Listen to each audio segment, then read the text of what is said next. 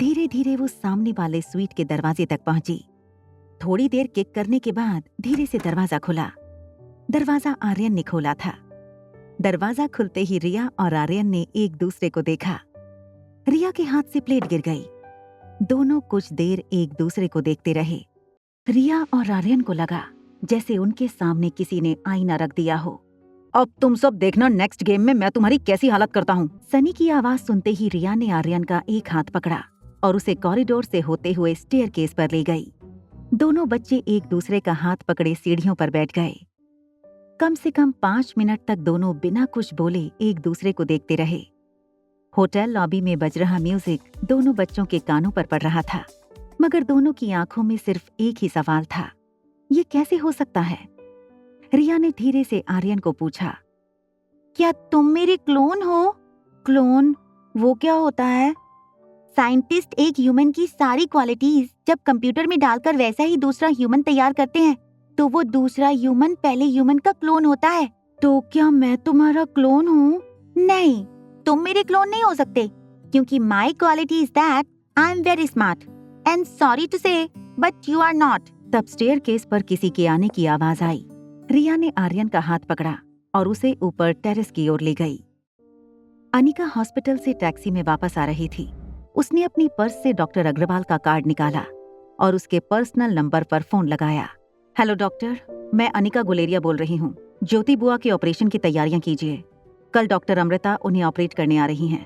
देखो अनिका, डॉक्टर अमृता सिर्फ इंडिया की ही नहीं बल्कि दुनिया की बेस्ट न्यूरोसर्जन में से एक हैं। उनकी अपॉइंटमेंट मिलना इतना आसान नहीं है। डोंट वरी, कुछ ही देर में आपको उनकी ओर से एक कंफर्मेशन ईमेल भी आ जाएगा। ठीक है, फिर उनका मेल आते ही मैं सारी तैयारियां शुरू कर दूंगा। फोन काटते ही अनिका ने एक कंफर्मेशन मेल टाइप किया और डॉक्टर अमृता वाले अकाउंट से डॉक्टर अग्रवाल को भेज दिया। आर्यन और रिया टेरेस के वाटर टैंक के नीचे जाकर छुपे हुए थे। वहां से उन्हें कोई नहीं देख पाता। अभी टैंक के नीचे दोनों बैठे ही थे कि आर्यन ने रिया से पूछा, हम दोनों इस तरह छुप क्यों रहे हैं? गॉड ने हमें सुपर पावर दी है। हम ये किसी को बता देंगे तो पावर खत्म हो जाएगी। हमारे पास क्या सुपर पावर है? देखो, अगर हम किसी को ये ना बताएं कि हम दो हैं, तो सोचो हम क्या नहीं कर सकते। हम एक साथ 2 जगह पर प्रेजेंट हो सकते हैं। अगर तुम वो करो जो मैं कहती हूँ, तो बोलो, क्या तुम मेरा साथ दोगे?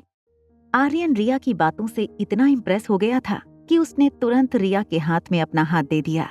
रिया ने दूसरे हाथ से आर्यन को हाई फाई देकर कहा, we are a team now. तभी रिया को इस बात का एहसास हुआ कि वो अपने नए दोस्त से काफी वक्त से बातें कर रही थी, मगर उसे उसका नाम तक नहीं पता। रिया ने अपना हाथ आगे बढ़ाते हुए आर्यन से कहा, हाय, I am Riya.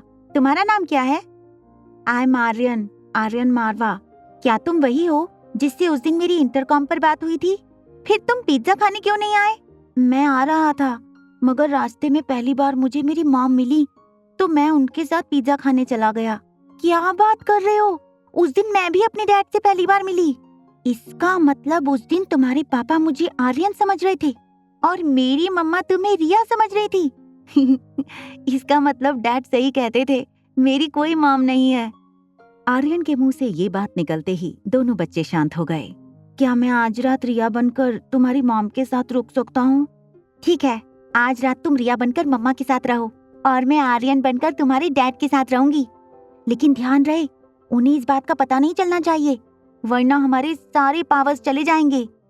Life care hospital. Preeti bench पर बैठी थी। कामिनी ने प्रीति के कंधे पर हाथ रखा। वो उसके पास आकर बैठ गई। कामिनी अचानक बड़े ही मैच्योर अंदाज में प्रीति को समझाने लगी, हमें तो पहले ही पता था कि अनिका किसी की सगी नहीं। तुम और ज्योति बुआ इस पर आंख बंद करके विश्वास कर लेते, पर इसकी असलियत क्या थी ये सिर्फ हम ही जानते थे। कामिनी ने अपने हाथों से प्रीति के आंसू पोंछे और कहने लगी, तुम्हारी मम्मी को कुछ नहीं होने देंगे। मैंने खुद डॉक्टर अमृता को फोन किया है बुआ के ऑपरेशन के लिए, तुम फिक्र मत करो। प्रीति ने देखा तो डॉक्टर अग्रवाल के चेहरे पर मुस्कान थी। वो प्रीति के पास आए। प्रीति, डॉक्टर अमृता तुम्हारी मम्मी का ऑपरेशन करने के लिए मान गई हैं। प्रीति ये बात सुनकर बेहद खुश हो गई। कामिनी और मनीषा एक दूसरे को देखने लगे। मौका देखते ही कामिनी ने कह दिया, थैंक गॉड, मेरे इतने मेल्स का फाइनली उन्होंने पॉजिटिव रिस्पांस दिया। मगर अभी अभी अनिका ने मुझे कॉल किया था कि सर आप भी किसकी बातों पर यकीन कर रहे हो?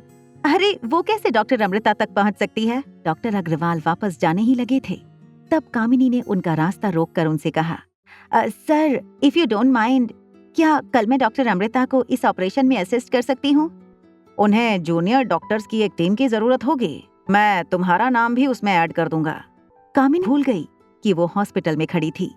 वो जोर जोर से सबको बताने लगी। Hotel paradise. रिया और आर्यन ने अपने कपड़े आपस में बदल लिए। रिया आर्यन को फाइनल टिप्स देने लगी। मम्मा को पता नहीं चलना चाहिए कि तुम रिया नहीं हो। कोई कंफ्यूजन हो तो टैबलेट पर गेम खेलने लगना, और अगर कोई भी गड़बड़ हो तो मुझे फोन कर लेना।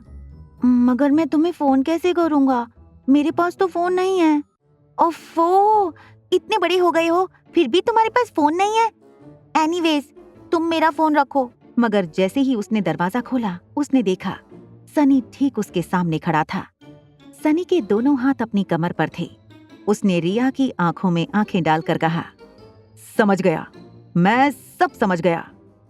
आगे की कहानी जानने के लिए देखें अगला एपिसोड सिर्फ पॉकेट एफएम के यूट्यूब चैनल पर। और एक लड़की को देखा तो के सारे एपिसोड को सुनने के लिए डिस्क्रिप्शन में दी गई लिंक से डाउनलोड करें पॉकेट एफएम ऐप।